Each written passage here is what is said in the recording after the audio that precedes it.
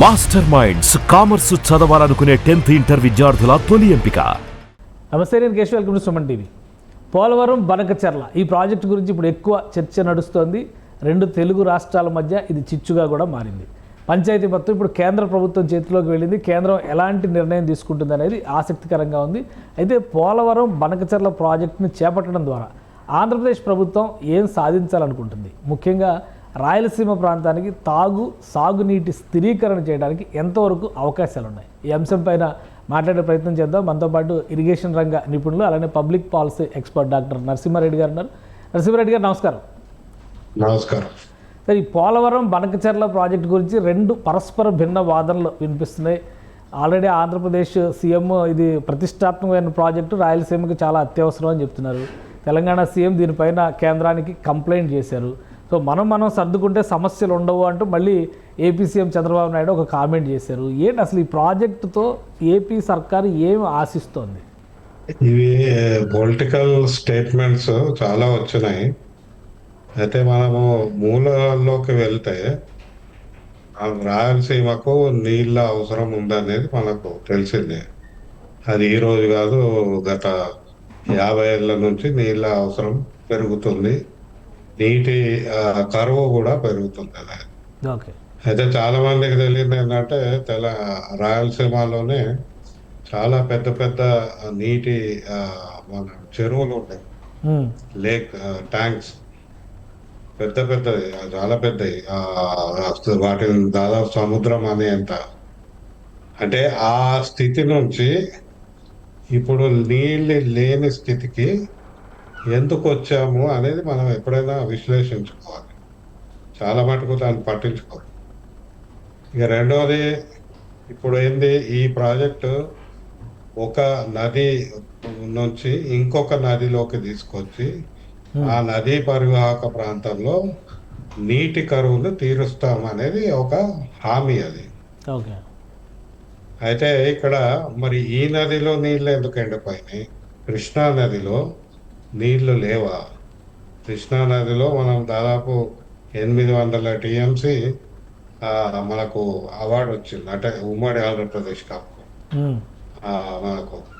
మరి ఈ 800 టీఎంసీలు వస్తాయని దీని మీద ప్రాజెక్టులని అప్పుడు చాలా కట్టారు. మరి కృష్ణా నది గత 10 ఏళ్లలో దాదాపు 8 ఏళ్ళు ఎండిపోయింది. శ్రీశైలంలో నీళ్లు లేవు.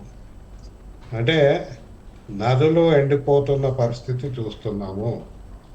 అయితే దీనికి పరిష్కారము ఇంకొక నది నుంచి నీళ్లు తీసుకురావడమా?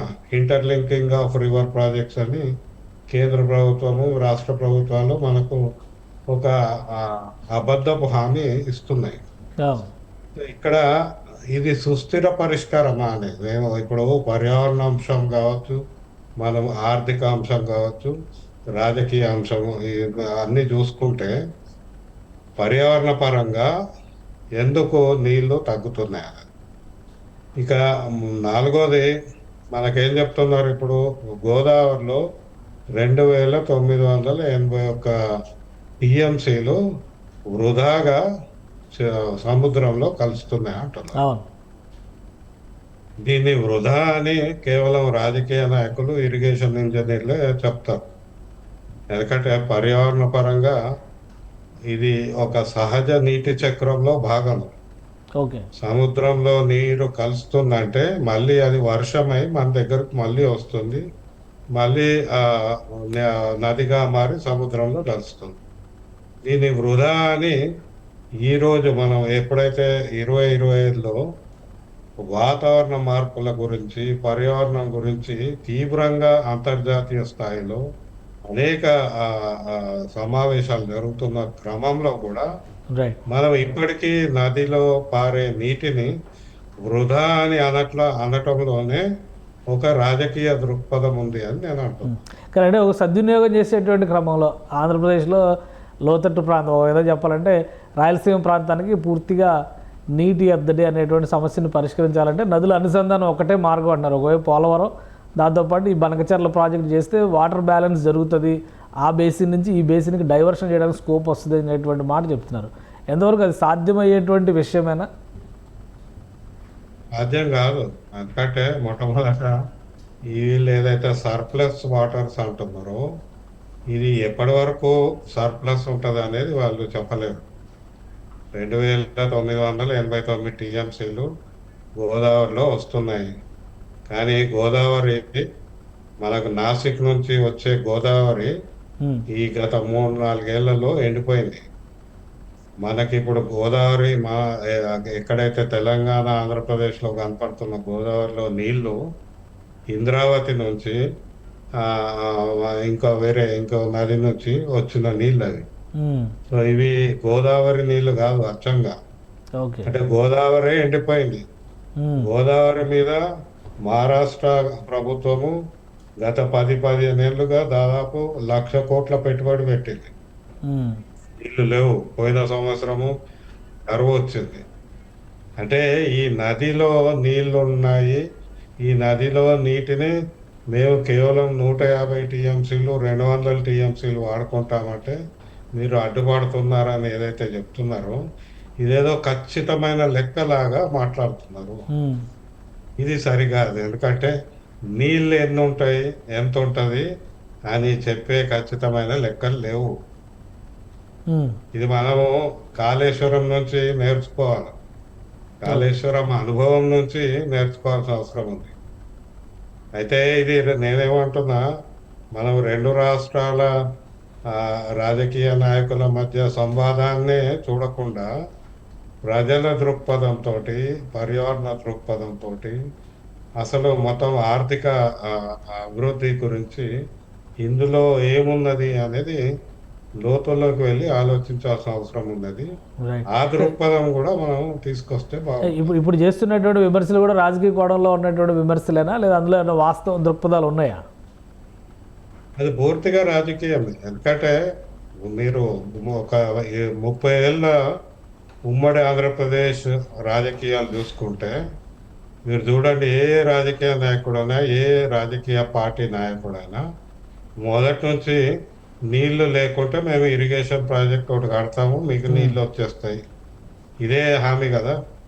మరి 30 ఏళ్లలో ఎన్ని ప్రాంతాలకి వీళ్ళు నీళ్ళు ఇవ్వగలిగిన, ఎన్ని వేల కోట్లు పెట్టుబడులు జరిగినాయి. అది ఆ చంద్రబాబు నాయుడు గవర్నమెంట్ కావచ్చు, రాజశేఖర్ రెడ్డి కావచ్చు, ఇంకా తర్వాత వచ్చిన అటు ఇటు వచ్చిన ప్రభుత్వాలు కావచ్చు, వీళ్ళు నీళ్లను ఇవ్వడము కేవలం ఇరిగేషన్ ప్రాజెక్ట్ ద్వారానే సాధ్యము అని చెప్తూ దాని వచ్చే పరిణామాలు, పర్యవసానాల గురించి మాత్రము ఎక్కడా చర్చ లేదు. ఇది మీరు చూడండి, పోలవరం కావచ్చు, కాళేశ్వరం కావచ్చు, ఇంకా మిగతా ఏ ఇరిగేషన్ ప్రాజెక్ట్ అయినా అందులో చాలా అంశాలను ఎక్కడ చర్చలో తీసుకురారు. హామీ ఇస్తారు, వేల కోట్ల రూపాయల పెట్టుబడులు పెడతారు. ఆఖరికి మిగిలేది నీళ్ళు ఉండవు, రైతుకు మాత్రం కన్నీళ్ళే ఉంటాయి.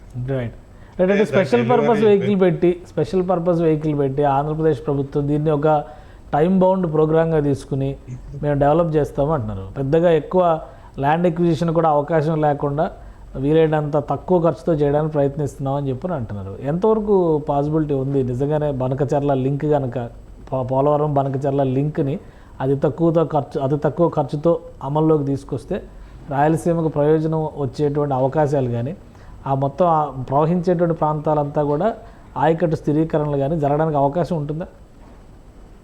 ఉండదు. ఎందుకంటే ప్రాజెక్ట్ డిజైన్ మనకు ఇక్కడ పూర్తిగా తెలీదు. మనం ఇప్పటివరకు చూసింది మీడియా రిపోర్ట్లు, ఆ ప్రీ ఫీజిబిలిటీ రిపోర్ట్ చూస్తే అర్థమవుతుంది.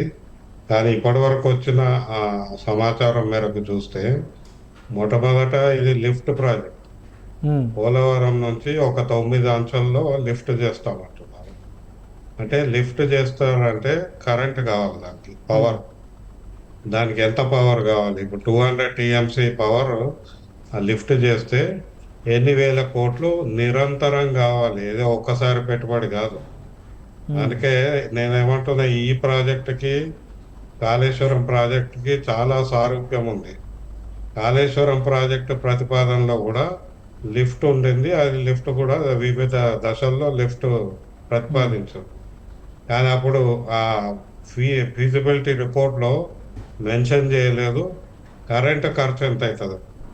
కరెంటు ఖర్చు మనకు ఇప్పుడు కాళేశ్వరంలో అంటే ఇప్పుడైతే ఆపేసారు కానీ లాస్ట్ ఇయర్ అంతకుముందు దాదాపు 4,000 కోట్ల నుంచి 6,000 కోట్ల రూపాయలు ప్రతి ఏటా ఏది నీళ్లు పూర్తి స్థాయిలో పంపింగ్ చేయకముందే అంత ఖర్చు అయింది.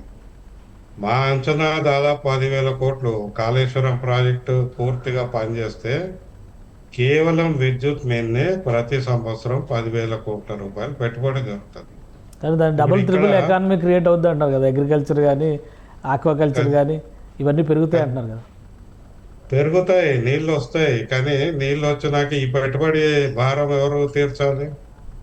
ఇప్పుడు క్యాపిటల్ కాస్ట్ 81,500 కోట్లు అంటున్నారు. అంటే ఇప్పుడు ఇది అంతే అవుతుందో 1,00,000 కోట్లు దాటొచ్చు. 1,00,000 కోట్లు వేసుకుందాం లెక్క. దీంతో పాటు ప్రతి ఏటా విద్యుత్ ఖర్చు ఇంకో 10,000 కోట్లు. మీరు అంత పెట్టుబడికి వచ్చే నీళ్లను ఆ నీళ్ళ యొక్క ఖర్చు ఎవరు భరిస్తారు? దాన్ని మళ్ళీ ఎట్లా రికవర్ చేస్తారు? అది ఎకానమీ ద్వారా చేయాలి. ఇప్పుడు ఇక్కడ కాళేశ్వరంలో ప్రతిపాదించింది ఏంది? మేము వరి వేసుకుంటే దాని నుంచి ఎకానమీ పెరిగి మనకు ఆ అప్పులన్నీ తీర్చేస్తాం అందరం. కానీ లోపాయకారిగా ఏం చేశారు? ఇండస్ట్రియల్ పార్క్స్కి వాటర్ అమ్మడం మొదలుపెట్టారు. మొన్న కాళేశ్వరం కమిషన్ ముందు కూడా హరీష్ రావు గారు చెప్పింది అదే, మేము అమ్ముతున్నాము, అమ్మకం ద్వారా ఈ పెట్టుబడి రికవరీ చేస్తామన్నారు. మరి ఇప్పుడు ఈ 200 TMC బనకచెర్ల ప్రాజెక్టులో ఇది రైతులకు ఎంత, మన వ్యవసాయం డ్రింకింగ్ వాటర్కి ఎంత, మన పారిశ్రామిక అవసరాలకు ఎంత, ఎవరు భరించగలుగుతారు? రాయలసీమలో చిన్న సన్నకారు రైతులు ఎకరాకి ఇప్పుడు ఈ TMC ఎంత ఖర్చు అవుతుంది? దాదాపు 100 కోట్లు అవుతుంది, ఇంకెక్కువనే అవుతుంది. దాని ఖర్చుని భరించేంత శక్తి రాయలసీమ రైతులకు ఉందా?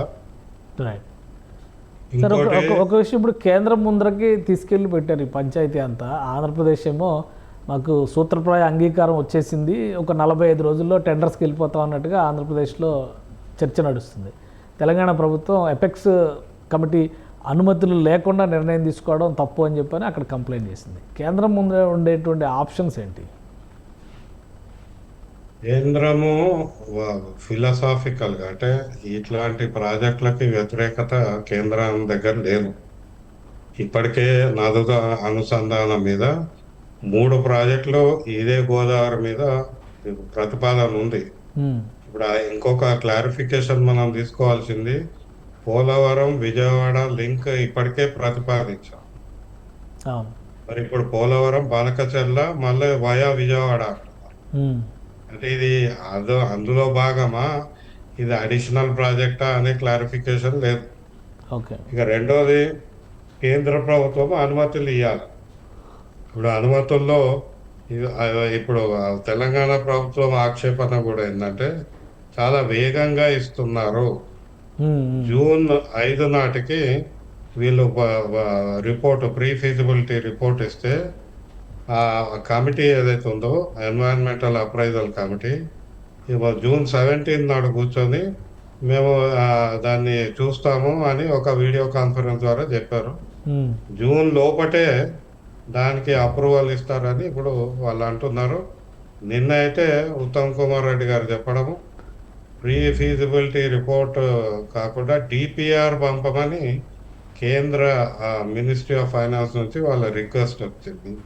అంటే ప్రీ ఫీజిబిలిటీ రిపోర్ట్ ఇప్పటికే అప్రూవ్ చేశారు. అంటే కేంద్రము చాలా వేగంగా దీన్ని అప్రూవ్ చేస్తుంది వితౌట్ ఎనీ స్క్రూటినీ అనేది మనకు అర్థమవుతుంది. అయితే ఇక్కడ ప్రాసెస్ వయలేషన్స్, ఇప్పుడు తెలంగాణ అంటుంది, ఆంధ్రప్రదేశ్ అంటుంది, కేంద్రం అంటుంది. కేంద్రమే పెద్దన్న పాత్ర పోషించాల్సిన సమయంలో ఈ ప్రాసెస్ బట్టి పోతే అప్పుడు దానికి ఉన్న విలువ పెరుగుతుంది. కానీ ఈ ఏర్పాటు చేసిన ప్రొసీజర్స్ కానీ ఈ పద్ధతులు కానీ వీటిని షార్ట్ చేసేసి తక్కువ చేసి వేగంగా అనుమతులు ఇస్తే దానివల్ల కేంద్రం మీద ఉండే నమ్మకము తగ్గిపోతుంది.